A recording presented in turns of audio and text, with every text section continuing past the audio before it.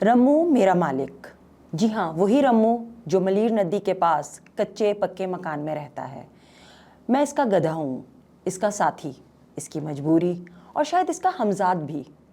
लेकिन हम दोनों की ज़िंदगियों में बस 19-20 का ही फ़र्क है कि वो 2 पैरों पर चलता है और मैं 4।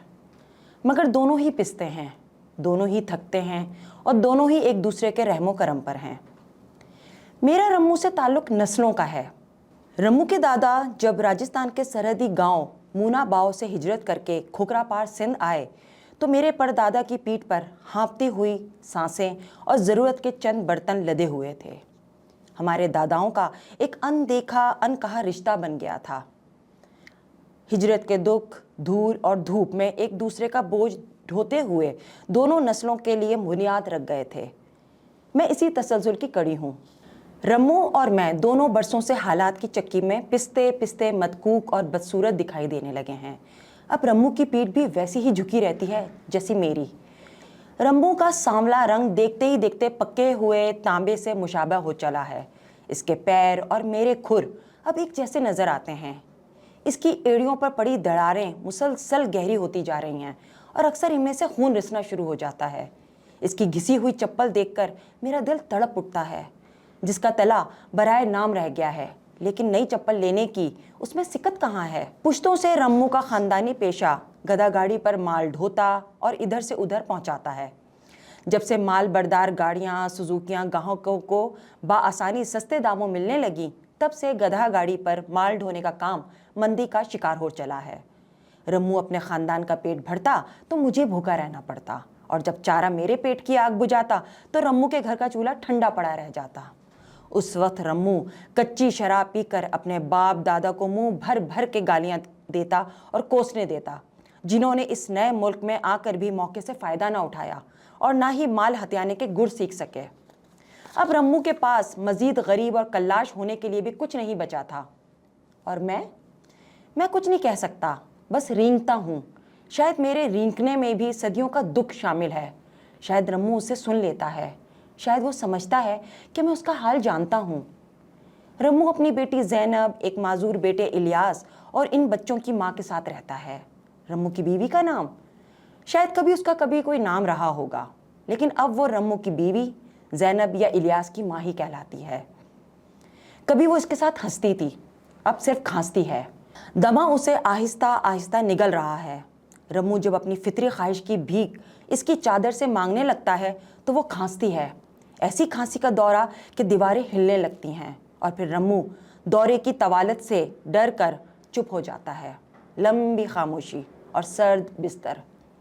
बाहर गली के नुक्कड़ पर एक खस्ता हाल कोठरी में तन्हा बैठी सकीना, एक जवान बेवा, जिसकी आंखों में अभी तक सुहाग की रोशनी का धुंधलका बाकी है, मगर बदन पर बेवगी का कहर छाया हुआ है। कुछ बरस पहले उसे रम्मू के बूढ़े चाचा के निकाह में दे दिया गया था।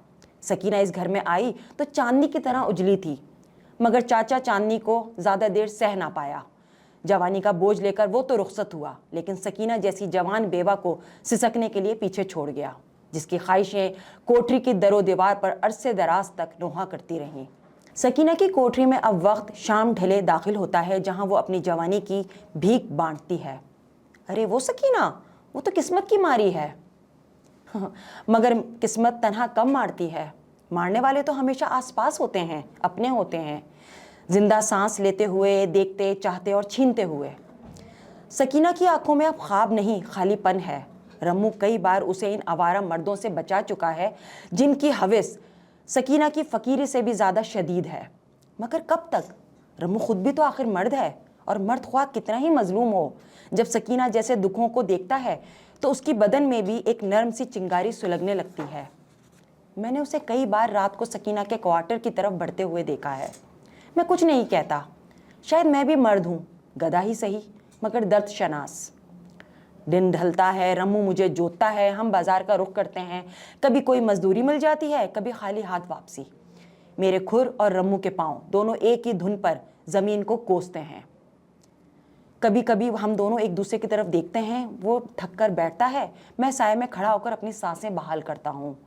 इसकी आंखों में नमी होती है और मेरी आंखों में धुंध। हम दोनों खामोश होते हैं, जैसे बरसों से बोल बोल कर थक गए हों। کبھی میں سوچتا ہوں اگر میں انسان ہوتا اور رمو گدھا تو کیا فرق پڑتا؟ شاید وہ بھی میری طرح میری پیٹھ پر سوار ہو کر زندگی کا بوجھ ڈھوتا، شاید میں بھی اپنی بیوی کی کھانسی کے سائے میں جیتا، یا شاید ہم دونوں تب بھی اسی ملیر کے کچے مکان میں ایک ہی روٹی کے 2 ٹکڑوں پر جھگڑ رہے ہوتے۔ لیکن حقیقت یہ ہے کہ میں گدھا ہوں اور رمو انسان، یا شاید دونوں ہی کچھ نہیں۔ رمو ان دنوں ملیر کی ایک بڑی ماربل کی دکان پر کام کرتا ہے۔ ماربل، ٹائل، سیمنٹ کی بوریاں، جو کچھ بھی گاہک لیتے وہی میری گاڑی پر لدتا، اور رمو میرے کان کے پیچھے چابک مارتے ہوئے ایک جگہ سے دوسری جگہ مال پہنچاتا۔ مزدوری معمولی، مشقت بے پناہ، اور وقت وہ رمو کے ہاتھ سے ہمیشہ ریت کی طرح پھسلتا جاتا۔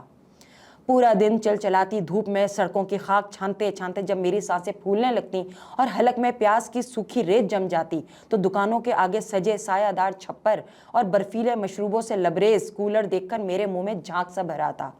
مگر وہ سائے، وہ پانی، وہ آسودگی صرف 2 پیروں والوں کے لیے تھی۔ میں نے کبھی کسی دکاندار کو یہ کہتے نہیں سنا کہ ارے اس گدھے کے لیے بھی کوئی پانی وانی کا بندوبست تو کرو۔ قدرت نے ان انسانوں کو ہر نعمت سے نوازا، پر کتنے ہیں جو اپنی دکانوں یا گھر کے دروازوں پر ایک کٹورا یا مٹکا ہی ہم بے زبانوں کے لیے رکھ چھوڑیں؟ کبھی کبھی تو دل میں آتا ہے کہ اگر میں بول سکتا تو ان انسانوں سے ضرور پوچھتا کہ تمہارے انسان کی انسانیت کہاں مر گئی ہے؟ ملیر میں لسانی فسادات کیا پھوٹے، روزگار کی تو جیسے رگ ہی کٹ گئی۔ گلیاں سنسان، بازار ویران، اور زندگی خود چھپتی چھپاتی کرفیو کے وقفوں میں سانس لینے لگی۔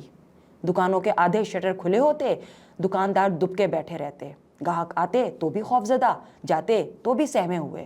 فضا میں بارود کی مہک یوں رچ بس گئی تھی جیسے روشنیوں کے شہر کی یہی شناخت ہو۔ فائرنگ، بھتے، ٹارگٹ کلنگ، بوری بند لاشیں، سب کچھ روز کا معمول ہو چلا تھا۔ میں سوچتا انسان کو اشرف المخلوقات کہا گیا، مگر یہ تو ہم گدھوں سے بھی گئے گزرے ہیں، ہم تو صرف بوجھ ڈھوتے ہیں، جبکہ یہ تو ایک دوسرے کو کاٹتے گولیوں سے بھونتے ہیں، صرف اس لیے کہ کوئی اردو بولتا ہے، کوئی سندھی، کوئی پنجابی تو کوئی پشتو۔ میرے دادا بتاتے ہیں کہ ہندوستان میں بھی ایسے فسادات ہوئے تھے، لیکن وہاں مذہب کے نام پر لوگ کٹ مرے تھے، اور اب یہاں زبانوں پر خون بہایا جا رہا ہے۔ آج صبح سے رمو کی طبیعت خاصی بوجھل تھی۔ رات بھر اس کی بیوی کھانستی رہی تھی، جیسے ہر سانس اس کے حلق سے جان نکالنے آئی ہو۔ لیکن گھر میں 2 دن سے چولہا نہ جلا تھا، آٹا دال کا نام نشان تک نہ تھا، سو رمو کو کام پر نکلنا ہی پڑا۔ اس نے مجھے گاڑی میں جوتا، چابک ہوا میں لہرایا اور ہم نکل پڑے۔ سڑکوں پر غیر معمولی سناٹا تھا۔ اکا دکانیں اور ات کھلے شٹر کے پیچھے بیٹھے دکانداروں کی آنکھیں بار بار باہر جھانک رہی تھیں، جیسے خوف ان کی سانسوں میں بسا ہو۔ ہم جیسے ہی ملیر سعود آباد کی طرف مڑے، فضا میں گولیوں کی تڑتڑاہٹ گونج اٹھی، زمین جیسے کانپ گئی، میری ریڑھ کی ہڈی میں سنسناہٹ دوڑ گئی، میں سر پر دوڑنے لگا۔ مجھے تو پٹاخوں سے بھی ڈر لگتا ہے، یہ تو اصل گولیاں تھیں۔ رمو مجھے چابک سے روکتا رہا، مگر مجھے ہوش کہاں تھا۔ میرے کھرد تیزی سے زمین پر پڑتے تھے، ہر ضرب میں خوف کی لرزش چھپی ہوتی تھی۔ رمو نے مجھے ایک تنگ گلی میں موڑا تاکہ کہیں ہم چھپ سکیں، لیکن یہاں تو کراس فائرنگ زوروں پر تھی۔ میں ڈھینچو ڈھینچو کرتا رہا، رمو چلاتا رہا، چابک برساتا رہا، لیکن پھر اچانک وہ چابک رک گئی، میرے کان سناٹے میں ڈوب گئے۔ میں پھر بھی دوڑتا رہا، کیونکہ ایک انجانا خوف میرے جسم میں کسی بجلی کی مانند دوڑ رہا تھا۔ فائرنگ کچھ لمحوں کے لیے تھمی تو میں نے بھی سانسیں بحال کرنے کے لیے اپنی رفتار آہستہ کی۔ ارے ارے وہ دیکھو، گدھے گاڑی میں کوئی زخمی ہے، ایک آواز میرے کانوں سے ٹکرائی۔ شاید گولی لگی ہے، پورا تختہ خون سے سرخ ہو رہا ہے۔ میرے کھر جیسے زمین سے چپک گئے۔ میں دم سادے کھڑا رہا، میرے نتنے پھڑپھڑا رہے تھے، سانسیں بے ترتیب، مگر دل جیسے ساکت ہو گیا تھا۔ میں نے گردن موڑ کے پیچھے دیکھا، رمو کے پیر بے جان لٹک رہے تھے اور میری پشت پر رمو بے حرکت پڑا تھا۔ وہی رمو جو کبھی اپنے دادا کو کوستا تھا، زندگی کو گالیاں دیتا تھا، سکینہ کی کوٹری میں جھانکتا تھا اور میری پیٹھ پر اپنے بچوں کے لیے دال روٹی کا سامان لاتا تھا۔ میں وہیں دم بخود کھڑا تھا۔ رمو کے جسم کا خون اس کی ایڑیوں سے ہوتا ہوا زمین پر ٹپک رہا تھا، بالکل ویسے جیسے برسوں سے دراڑوں میں جمے دکھ درد بالآخر بہہ نکلے ہوں۔